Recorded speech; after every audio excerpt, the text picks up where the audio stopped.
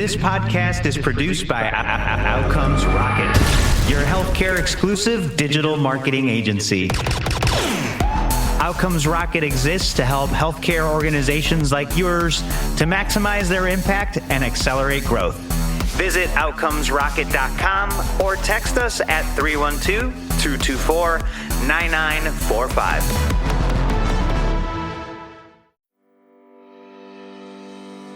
Hey everyone, welcome back to the Outcomes Rocket. I'm so excited to kick off another episode of the Code Green series with Deloitte, a life sciences and healthcare cyber podcast series, where we're covering some of the latest in cybersecurity and trends in the space that you should be thinking about and concerned with. Today, I have the privilege of hosting two outstanding leaders from the organization. First, I want to introduce you to Michael Crowthers. He is the managing director at Deloitte Touche. And I also want to welcome Chris Knackstedt to the podcast. He's the managing director with Deloitte Touche's cyber and strategic risk practice. Gentlemen, welcome to the podcast. It's so great to have you here. Likewise. Great to be here, Saul. Yeah, thank you so much for having us. Hey, listen, I'm so excited to have you on. There has been so much changing in this space that the conversation that we have prepped for today is really a great one. You know, before we kick things off though, tell us what got you into the space, what got you started and interested in cyber, and tell us a little bit about your particular interest in it.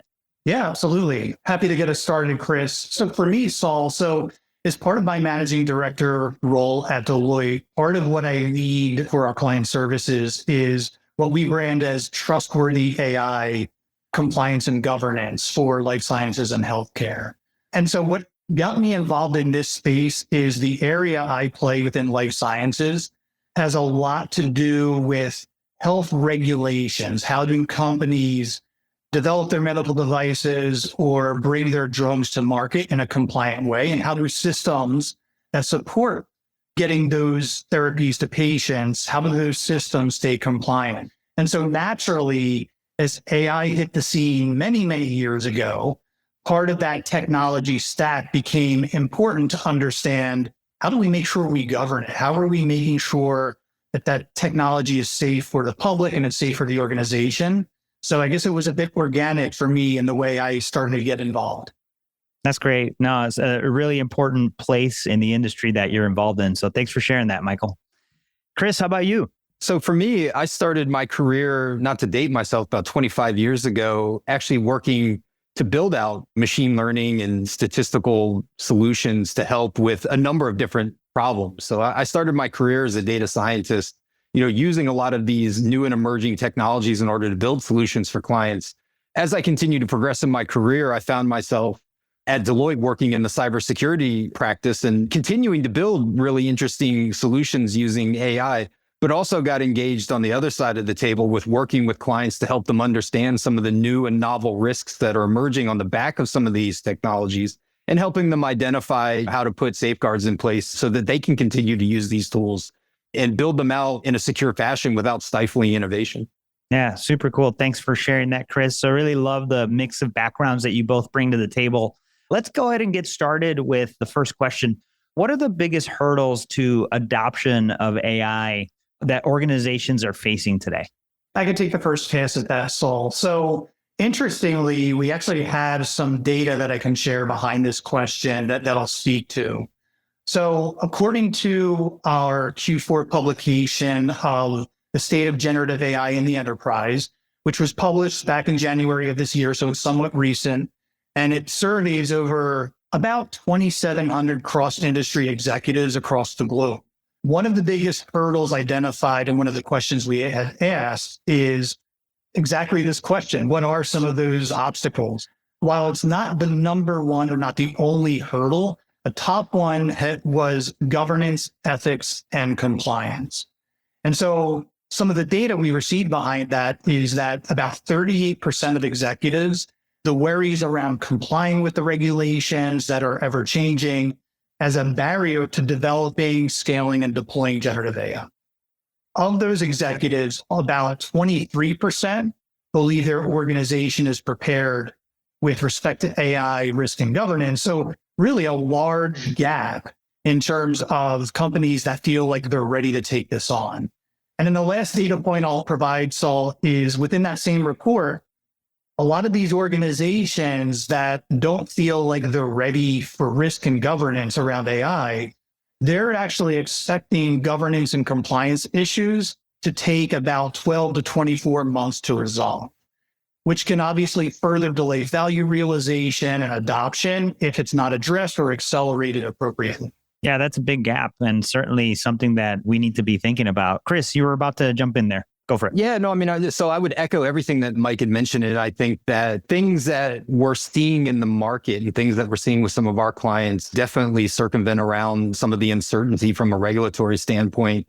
Also, to combine that with some of just the practical hurdles that are taking place. And those have to do with just being able to bring in folks who truly understand these technologies and the literacy around using these technologies and building out these technologies. And then also the uncertainty around some of the various risks that these technologies are bringing. And from an organizational standpoint, both from a regulatory standpoint and then from a practical standpoint, how do you set an initial position around our organization and how we would want to ethically use these tools and what types of use cases we think are the best use cases based on our individual risk posture and what it is that we're willing to take on by way of risk?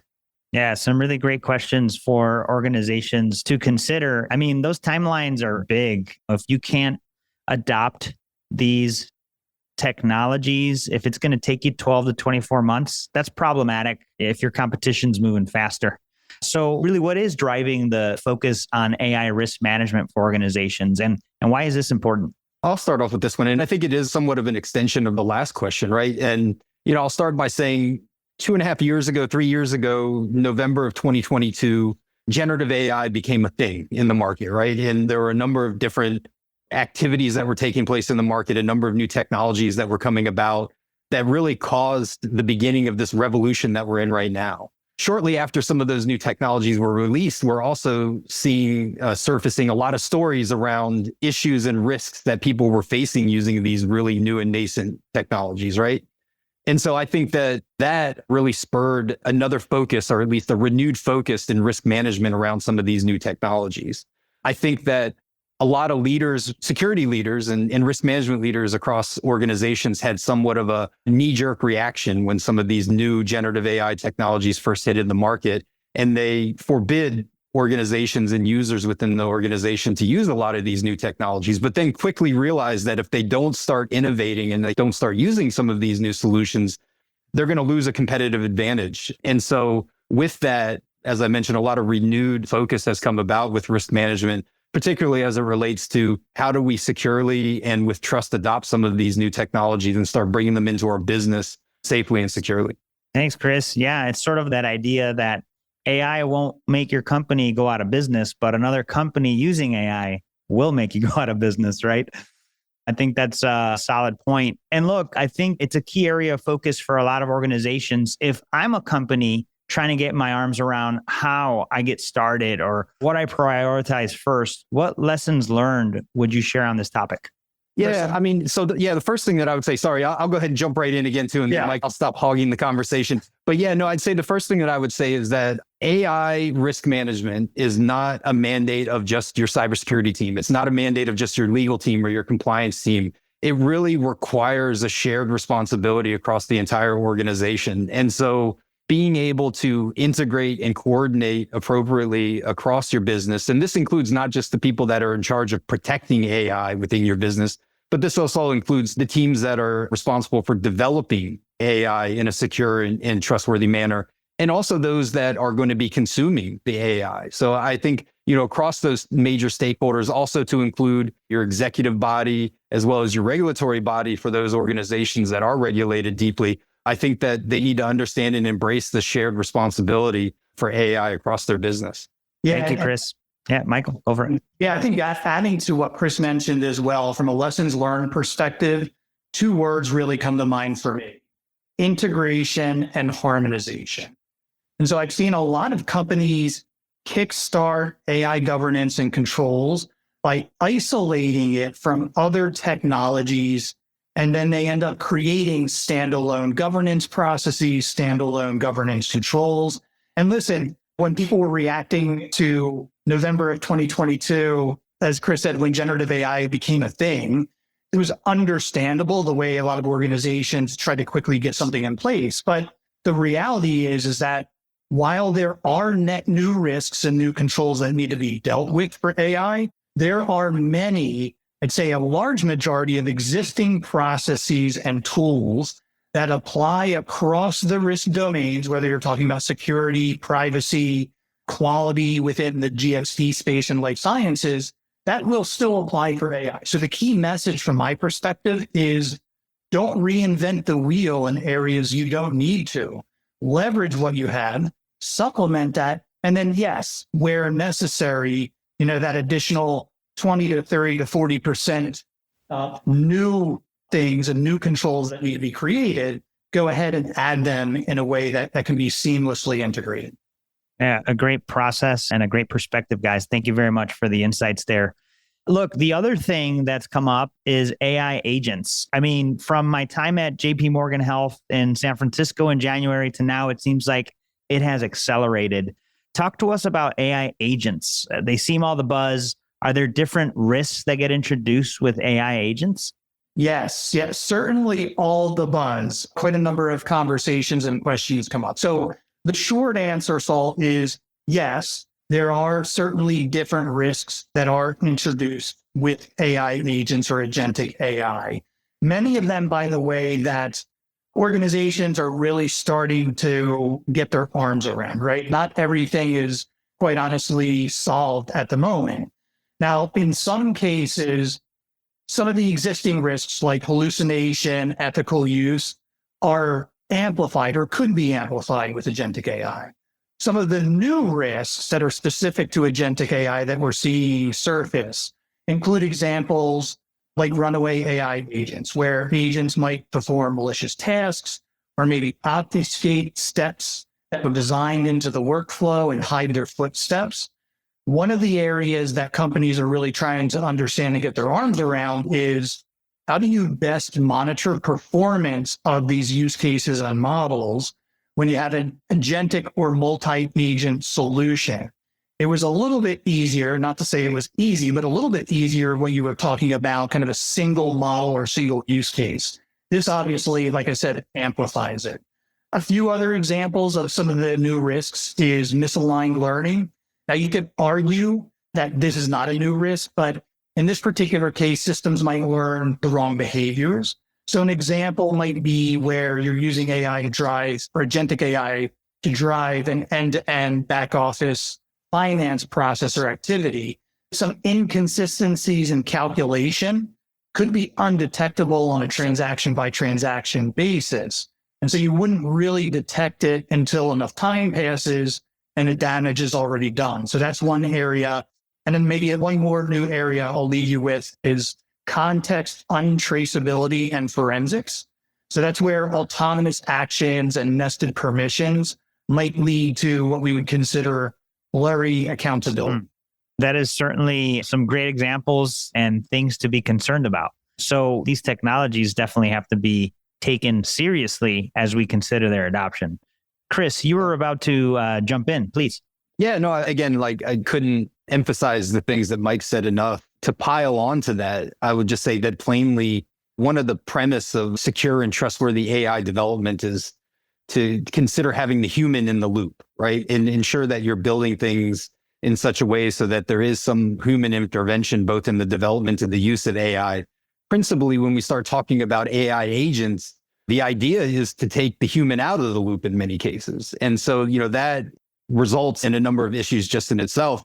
As we start giving more and more autonomy and decision rights to AI that were once held by humans, you now have to start thinking about some of these other issues around agent monitoring and agent behavioral evaluations to ensure that those tasks and those activities that you're now giving to these digital employees, you can monitor them with the same type of visibility and scrutiny that you were once monitoring your human employees with. Yeah, some great points there as well, Chris.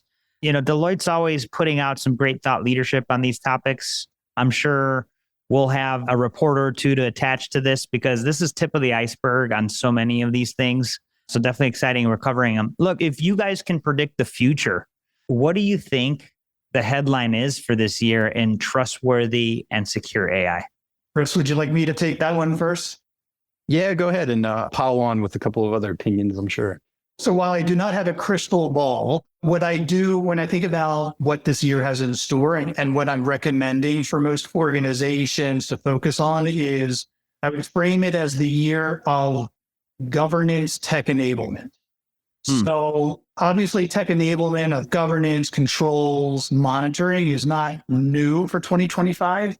But I do think more and more companies, in fact, we're seeing more and more companies looking to procure and implement off-the-shelf solutions around AI governance to really help assist in the automation of monitoring, managing the risk assessments, managing the inventory of AI use cases better.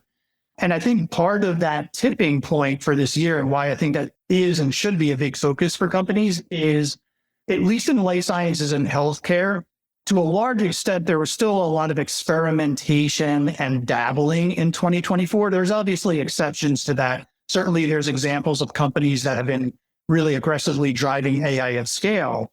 But I think now that companies are really looking to get past 5 to 10 use cases and really have it become embedded in part of how their organization gets work done and does business, it's going to be a necessity to have technology help look after and monitor how these models and these solutions are performing. So that's why I really think it's going to be a big year for that space.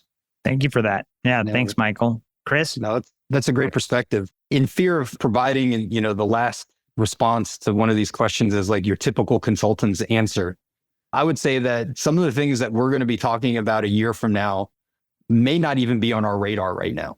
With the way that these technologies are progressing and evolving and maturing, I think that the types of use cases that organizations now are entertaining with the use of AI and generative AI are going to be far different in a year, because I just think that the products themselves, the technologies, and a lot of the advancements that are taking place right now are going to spawn new solutions that can do things that we're not even talking about right now.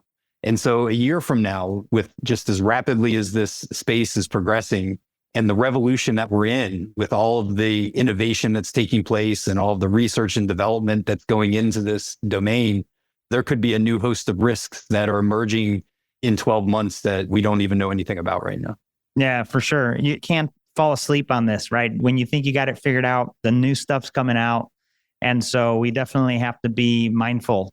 So great warning there for all of us to be humble about our approach with these things. Chris and Michael, appreciate you guys so much.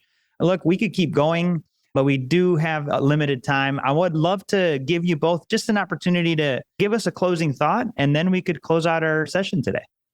Yeah, so I would just say that as it relates to AI risk management, my parting words of wisdom are, don't forget where you come from. I say this from a cybersecurity standpoint. Organizations have spent decades putting controls and safeguards in place in order to protect technology ecosystems in and across their business. At the end of the day, AI is IT. And so as you begin thinking about a plan and a strategy around protecting your AI, start with the foundations of all the good cyber hygiene and risk management hygiene that you already have in place. And then from there, think about what you might need to do in order to augment or extend it, in order to take account for some of the newer risks and vectors that are now emerging in some of these unique technology implementations that are coming about with AI and generative AI. Thanks for that one, Chris. Michael? Yeah, Chris, I'm going to take a page out of your book and re-emphasize that point. I think for a lot of companies that might just be getting started on their AI strategy and therefore just getting started and thinking about AI safety, governance, and controls, I think forward momentum is really the key measure. Like I said, it could be overwhelming trying to figure out, what do I do first? What do I prioritize? How do I get this all tackled quickly? I think if you can just kind of chip away and keep driving forward momentum, to Chris's point, building that foundation and then expanding upon it as you grow and implement and realize your AI strategy, you're going to be moving in the right direction. Thank you for that, Michael. What a great way to conclude this podcast with Michael Crowthers, Managing Director at Deloitte Touche, and also Chris Knackstedt, Managing Director with Deloitte Touche's Cyber and Strategic Risk Practice, all part of this Code Green series with Deloitte Life Sciences and Healthcare Cyber podcast series on the Outcomes Rocket. Make sure you check out the show notes where we'll leave all the additional information that you'll need to get in touch with the Deloitte crew on ways that you could partner to make your organization safer. Just want to say thank you both, Michael and Chris, for joining us. Thank you for the opportunity, Saul. Yeah, my pleasure. Thanks so much for having me.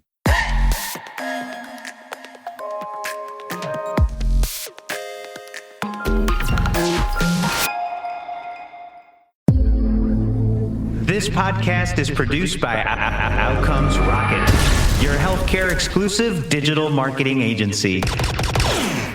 Outcomes Rocket exists to help healthcare organizations like yours to maximize their impact and accelerate growth. Visit outcomesrocket.com or text us at 312-224-9945.